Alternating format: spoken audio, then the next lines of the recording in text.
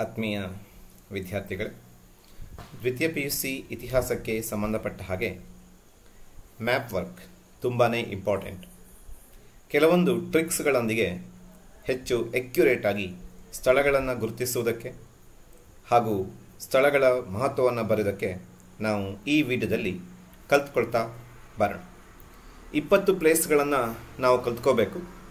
ಆ 20 ಪ್ಲೇಸ್ಗಳನ್ನು ಹೇಗೆ ಕಲ್ತ್ಕೊಳ್ತಾ ಬರೋಣ ಅಂತ ನೋಡ್ತಾ ಬಂದರೆ, ನಿಮಗೆ ಇಲ್ಲಿ ಒಂದು ಕೆಂಪು ಬಣ್ಣದ ಒಂದು ಮಾರ್ಕ್ ಮಾಡಿರುವಂತಹ ಸ್ಥಳ ನಿಮಗೆ ಕಾಣಿಸ್ತಾ ಇದೆ. ಇದನ್ನು ಸರಿಯಾಗಿ ಗಮನದಲ್ಲಿಟ್ಕೊಂಡಿರಿ. ಇಲ್ಲಿಂದ ಸರಿಯಾಗಿ 1 ಸೆಂಟಿಮೀಟರ್ ದೂರಕ್ಕೆ ಅಳತೆ ನೆನಪಿಟ್ಕೊಳ್ಳಿ. ಹೆಚ್ಚು ಅಕ್ಯುರೇಟ್ ಆಗಿ ನೀವು ಬಿಡಿಸೋದಕ್ಕೆ ಬರುತ್ತೆ. 1 ಸೆಂಟಿಮೀಟರ್ ಅಳತೆ. ಆ 1 ಸೆಂಟಿಮೀಟರ್ ಅಳತೆಗೆ ನೀವೊಂದು ಮಾರ್ಕ್ ಮಾಡಬೇಕು. ಈ ಸ್ಥಳ ನೆನಪಲ್ಲಿ ಇಟ್ಕೊಂಡಿರಿ. ಈ ಸ್ಥಳ ಇಲ್ಲಿಂದ ಸರಿಯಾಗಿ 1 ಸೆಂಟಿಮೀಟರ್. ಅದುವೇ ನಮ್ಮ ಮ್ಯಾಪಲ್ಲಿ ನಾವು ಬಿಡಿಸ್ಲಿಕ್ಕಿರುವಂತಹ ಪ್ಲೇಸ್ ನಂಬರ್ 1, ಅದು ತಕ್ಷಶಿಲೆ.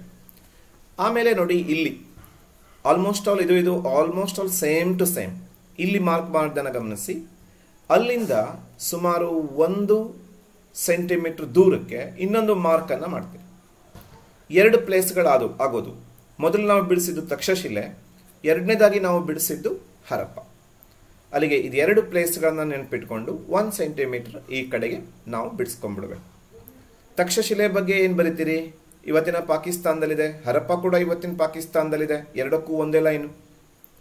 ತಕ್ಷಶಿಲೆ ಪ್ರಾಚೀನ ವಿಶ್ವವಿದ್ಯಾಲಯ, ಹರಪ್ಪ ಸಿಂಧು ನಾಗರಿಕತೆಯ ಪ್ರಮುಖ ನಿವೇಶನ, ಗಾಂಧಾರ ಪ್ರದೇಶದ ರಾಜಧಾನಿ ತಕ್ಷಶಿಲೆ, ಹರಪ್ಪ ಇದು ರಾವಿ ನದಿ ದಂಡೆಯ ಮೇಲಿದೆ. ಹೀಗೆ ಬೇಕಾದಷ್ಟು ವಿಚಾರಗಳನ್ನು ಬರೀಬಹುದು. ಕೌಟಿಲ್ಯ ಇಲ್ಲಿ ಆಚಾರ್ಯನಾಗಿದ್ದ. ಮುಂದುವರೆದು ನಾವು 3ನೇ ಪ್ಲೇಸಿಗೆ ಬರೋಣ.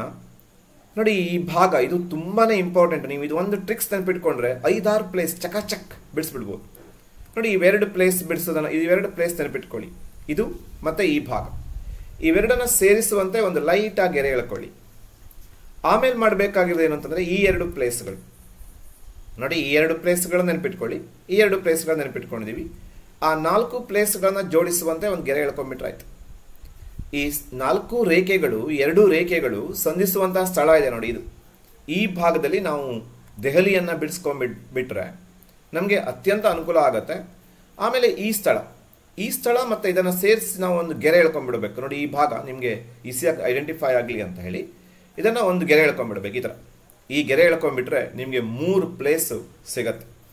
ಈ ಎಲ್ಲ ರೇಖೆಗಳು ಸಂಧಿಸಿರುವ ಪ್ರದೇಶ ಏನಿದೆ, ಇದು ದೆಹಲಿ.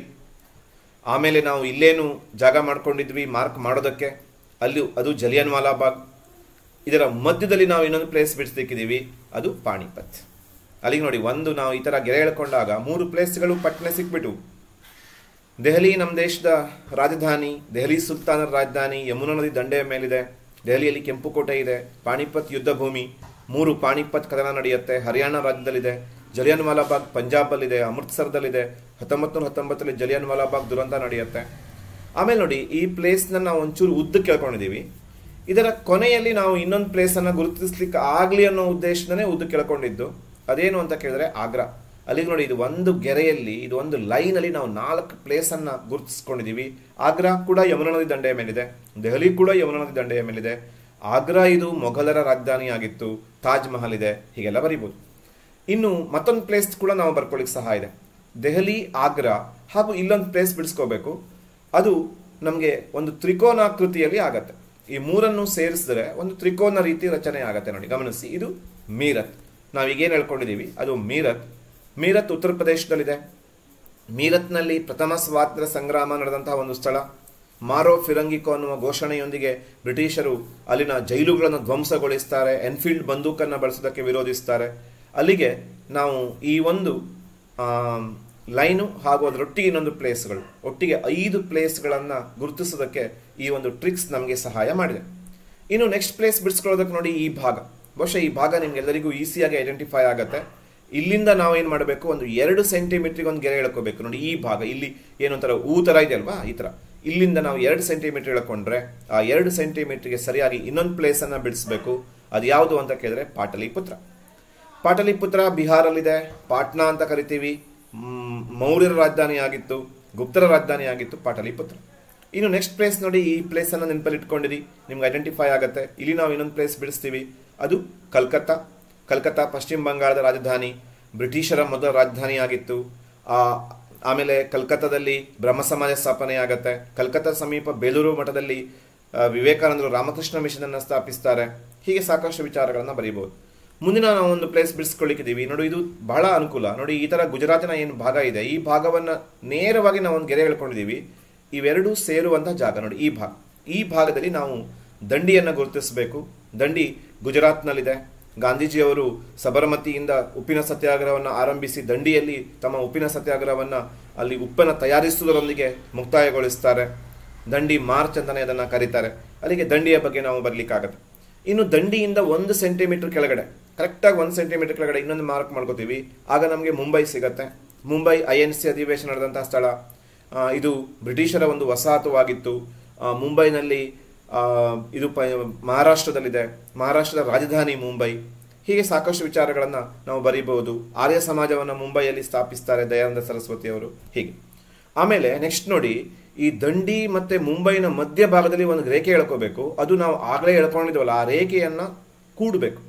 ಆ ಕೂಡುವ ಸ್ಥಳದಕ್ಕೆ ಸರಿಯಾಗಿ ನಾವು ಒಂದು ಪ್ಲೇಸ್ ಅನ್ನ ಬಿಡಿಸ್ತೇವೆ. ಗಮನಿಸಿ, ಆಚೆ ಕಡೆ ಈ ಗೆರೆಯ ಈ ಭಾಗದಲ್ಲಿ ಬಿಡಿಸ್ಕೋಬಾರ್ದು, ಈ ಕಡೆ ಭಾಗದಲ್ಲಿ ಬಿಡಿಸಬೇಕು. ಆಗ ನಮ್ಗೆ ಇನ್ನೊಂದು ಪ್ಲೇಸ್ ಸಿಗತ್ತೆ. ಅದು ದೇವಗಿರಿ.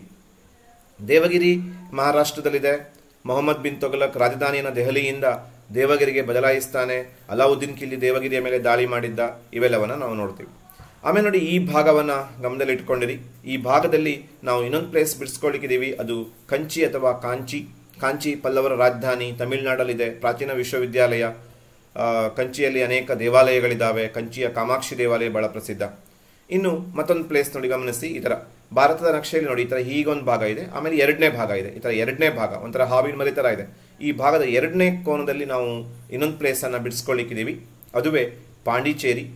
ಪಾಂಡಿಚೇರಿ ಇದು ಫ್ರೆಂಚರ ರಾಜಧಾನಿಯಾಗಿತ್ತು ಭಾರತದಲ್ಲಿ. ಚೆನ್ನೈ ಸಮೀಪದಲ್ಲಿದೆ. ಇದೊಂದು ಕೇಂದ್ರಾಡಳಿತ ಪ್ರದೇಶ. ಅರವಿಂದರ ಅರೋವಿಲೈ ಇದೆ ಪಾಂಡಿಚೇರಿಯಲ್ಲಿ. ಹೀಗೆ ಸಾಕಷ್ಟು ವಿಚಾರಗಳನ್ನು ಬರೀಬಹುದು ಪಾಂಡಿಚೇರಿ ಬಗ್ಗೆ. ಪಾಂಡಿಚೇರಿ ಒಪ್ಪಂದ 2ನೇ ಕರ್ನಾಟಕ ಯುದ್ಧವನ್ನು ಮುಕ್ತಾಯಗೊಳಿಸುತ್ತದೆ. ಹೀಗೆ ಪಾಂಡಿಚೇರಿಯ ಬಗ್ಗೆ ಒಂದಿಷ್ಟು ವಿಷಯಗಳು ಬಿಡಿಸ್ಕೊಳ್ಳೋದಕ್ಕೆ ಸೂತ್ರಗಳು. ಅಲ್ಲಿಗೆ ಕರ್ನಾಟಕವನ್ನು ಹೊರತುಪಡಿಸಿ ಮಿಕ್ಕುಳಿದಂತಹ 14 ಪ್ಲೇಸ್ಗಳನ್ನು ಟ್ರಿಕ್ಸ್ ಮೂಲಕ ಕಲ್ತ್ಕೊಂಡಿದ್ದೀವಿ. ಇನ್ನು ಕರ್ನಾಟಕಕ್ಕೆ ಬರೋಣ. ನಾವು ದೇವಗಿರಿಯಿಂದ ನೋಡಿ ಈ ಥರ ಒಂದು ಆರೋ ಮಾರ್ಕ್ ಅನ್ನು ಹಾಕೊಂಡಿದ್ದೀವಿ ಸುಮಾರು 1 ಸೆಂಟಿಮೀಟರ್ಗೆ. ಆ ಆರೋ ಮಾರ್ಕ್ ಒಂದು ಕಡೆ ಬಾಗಿದೆ. ಆ ಬಾಗಿದ ಸ್ಥಳಕ್ಕೆ ಸರಿಯಾಗಿ ನಾವು ಬಿಡಿಸ್ಕೊಂಡ್ರೆ ಅಲ್ಲಿ ಬೀದರ್ ಸಿಗತ್ತೆ. ಬೀದರ್ ಬಹಮನಿಗಳ ರಾಜಧಾನಿ, ಕರ್ನಾಟಕದಲ್ಲಿದೆ. ಬೀದರ್ನಲ್ಲಿ ಮಹಮ್ಮದ್ ಗವಾನ್ ಮದರಸವನ್ನ ಕಟ್ಟಿಸ್ತಾನೆ. ಇನ್ನೊಂದು ರೇಖೆ ಹೇಳ್ಕೊಂಡಿದ್ದೀವಿ, ಗಮನಿಸಿ. ಈ ರೇಖೆ ಮತ್ತೊಂದು ಭಾಗಕ್ಕೆ ಬಾಗಿದೆ, ಸ್ವಲ್ಪ ಉದ್ದಕ್ಕಿದೆ. ಇದು ಸುಮಾರು 1.5 ಸೆಂಟಿಮೀಟರ್ ಉದ್ದಕ್ಕಿದೆ. ಒಂದು ಪೂರ್ವದ ಕಡೆಗೆ ಬಾಗಿದೆ, ಇನ್ನೊಂದು ಪಶ್ಚಿಮದ ಕಡೆಗೆ ಬಾಗಿದೆ. ಪೂರ್ವದ ಕಡೆಗೆ ಬಾಗಿರೋದು 1 ಸೆಂಟಿಮೀಟರ್ ಇದೆ, ಪಶ್ಚಿಮದ ಕಡೆಗೆ ಬಾಗಿದ್ದು 1.5 ಸೆಂಟಿಮೀಟರ್ ಇದೆ. ಇದು ವಿಜಯಪುರ ಅಥವಾ ಬಿಜಾಪುರ, ಆದಿಲ್ ಶಾಹಿಗಳ ರಾಜಧಾನಿ. ಇಬ್ರಾಹಿಂ ರೋಜಾ ಇದೆ, ಗೋಳಗುಮ್ಮಟ ಇದೆ. ವಿಜಯಪುರದ ಬಗ್ಗೆ ನಾವು ಬರೀಬಹುದು. ಆಮೇಲೆ ನೆಕ್ಸ್ಟ್ ನೋಡಿ, ನೇರವಾಗಿ ಇನ್ನೊಂದನ್ನು ಹೇಳ್ಕೊಂಡಿದ್ದೀವಿ. ಆಲ್ಮೋಸ್ಟ್ ಆಲ್ ನೇರ, ಒಂಚೂರು ಓರೆಯಾಗಿದೆ, ಅದು ಪೂರ್ವದ ಕಡೆಗೆ ಓರೆಯಾಗಿದೆ. ಸುಮಾರು 2 ಸೆಂಟಿಮೀಟರ್ ಹೇಳ್ಕೊಂಡಿದ್ದೀವಿ. ಆಗ ನಮಗೆ ಇನ್ನೊಂದು ಪ್ಲೇಸ್ ಸಿಗುತ್ತೆ. ಅದು ಯಾವುದು ಅಂತ ಕೇಳಿದ್ರೆ ಬಾದಾಮಿ. ಬಾದಾಮಿ ಚಾಲುಕ್ಯರ ರಾಜಧಾನಿ. ಬಾದಾಮಿಯನ್ನ ವಾತಾಪಿ ಅಂತ ಕರೀತಿದ್ರು. ಗುಹಾ ದೇವಾಲಯಗಳಿಗೆ ಪ್ರಸಿದ್ಧವಾಗಿದೆ. ಇದರ ಬರೀಬಹುದು. ಬಾದಾಮಿಯ ಸಮೀಪದಲ್ಲಿ ನಾವು ಇನ್ನೊಂದು ಪ್ಲೇಸ್ ಅನ್ನ ಗುರುತಿಸ್ಕೊಂಡಿದ್ದೀವಿ. ಅದು ಯಾವುದು ಅಂತ ಕೇಳಿದ್ರೆ ಹಂಪಿ ವಿಜಯನಗರ ಸಾಮ್ರಾಜ್ಯದ ರಾಜಧಾನಿಯಾಗಿದೆ. ಆಮೇಲೆ ಹಂಪಿ ತುಂಗಭದ್ರಾ ನದಿಯ ದಂಡೆಯ ಮೇಲಿದೆ. ಹಂಪಿಯ ಕಲ್ಲಿನ ರಥ ಬಹಳ ಪ್ರಸಿದ್ಧವಾಗಿದೆ. ಹೀಗೆ ಹಂಪಿ ಬಗ್ಗೆ ಬರೀಬಹುದು. ಆಮೇಲೆ ಈ ಕಡೆಗೆ ನೋಡಿ, ಒಂದು ಕಡೆ ಪೂರ್ವದ ಕಡೆಗೆ ಹಂಪಿ ಬಿಡಿಸ್ಕೊಂಡಿದ್ದೀವಿ. ಸೇಮ್ ನಾವು ಬೀದರ್ ಮತ್ತೆ ಹೇಗೆ ಬಿಜಾಪುರ ಬಿಡಿಸ್ಕೊಂಡಿದ್ದೀವೋ ದೇವಗಿರಿಯನ್ನು ಇಟ್ಕೊಂಡು, ಹಾಗೆ ಬಾದಾಮಿಯನ್ನು ಇಟ್ಕೊಂಡು ಪೂರ್ವಕ್ಕೆ ಪಶ್ಚಿಮಕ್ಕೆ ನಾವು ಮತ್ತೆರಡು ಪ್ಲೇಸು. ಪಶ್ಚಿಮಕ್ಕಿರೋದು ಒಂಚೂರು ಉದ್ದಕ್ಕಿದೆ, ಪೂರ್ವಕ್ಕಿರೋದು ಹತ್ತಿರದಲ್ಲಿದೆ. ಯಾವುದು ಅಂತ ಕೇಳಿದ್ರೆ ಅದು ಹಳೆಬೀಡು ಹೊಯ್ಸಳರ ರಾಜಧಾನಿಯಾಗಿತ್ತು. ಹಾಸನ ಜಿಲ್ಲೆಯಲ್ಲಿದೆ. ಹಳೆಬೀಡಿನ ಹೊಯ್ಸಳೇಶ್ವರ ದೇವಾಲಯ ಬಹಳ ಪ್ರಸಿದ್ಧವಾಗಿದೆ. ದೋರ ಸಮುದ್ರ ಅಂತ ಕರಿತಾ ಇದ್ರು. ಇನ್ನು ಕೊನೆಯದಾಗಿ ಬಾದಾಮಿಯಿಂದ ನಾವು 1 ಸೆಂಟಿಮೀಟರ್ ದಕ್ಷಿಣಕ್ಕೆ ಇನ್ನೊಂದು ಪ್ಲೇಸ್ ಅನ್ನ ಬಿಡಿಸ್ಕೋತೀವಿ. ಅದು ಯಾವುದು ಅಂತ ಕೇಳಿದ್ರೆ ಶ್ರೀರಂಗಪಟ್ಟಣ ನಮಗೆ ಗೊತ್ತು. ಶ್ರೀರಂಗಪಟ್ಟಣ ಮಂಡ್ಯ ಜಿಲ್ಲೆಯಲ್ಲಿದೆ. ಶ್ರೀರಂಗಪಟ್ಟಣ ಟಿಪ್ಪು ಸುಲ್ತಾನನ ರಾಜಧಾನಿಯಾಗಿತ್ತು. ಮೈಸೂರು ಒಡೆಯರ ಆರಂಭದ ರಾಜಧಾನಿಯಾಗಿತ್ತು. ಶ್ರೀರಂಗಪಟ್ಟಣದಲ್ಲಿ ದರ್ಯಾದೌಲತ್ ಅರಮನೆ ಇದೆ. ಹೀಗೆ ನಾವು 20 ಪ್ಲೇಸ್ಗಳನ್ನು ಒಂದಿಷ್ಟು ಟ್ರಿಕ್ಸ್ಗಳ ಮೂಲಕ ಕಲ್ತ್ಕೊಂಡ್ರೆ ಬಹಳ ಅನುಕೂಲ ಆಗುತ್ತೆ. ಹೀಗೆ ನಾವು 10 ಪ್ಲೇಸನ್ನು 20 ಪ್ಲೇಸನ್ನು ಬಿಡಿಸಿದ್ದೀವಿ. ಪರೀಕ್ಷೆಯಲ್ಲಿ 8 ಕೇಳ್ತಾರೆ, ನೀವು 5 ಬಿಡಿಸ್ಬೇಕು. ಆದರೆ ನನ್ನೊಂದು ಸೂಚನೆ, 8 ಬಿಡಿಸಿ, 8ರ ಬಗ್ಗೆನೂ ಬರೀರಿ. ಹಾಗೂ ಇದನ್ನು ಚೆನ್ನಾಗಿ ಕಲ್ತ್ಕೊಂಡ್ರೆ 10 ಅಂಕ ನಿಮ್ದಾಗತ್ತೆ ಅಂತ ಹೇಳ್ತಾ ಟ್ರಿಕ್ಸ್ನೊಂದಿಗೆ ಮ್ಯಾಪ್ ಕಲ್ತ್ಕೊಳ್ಳಿ. Thank you.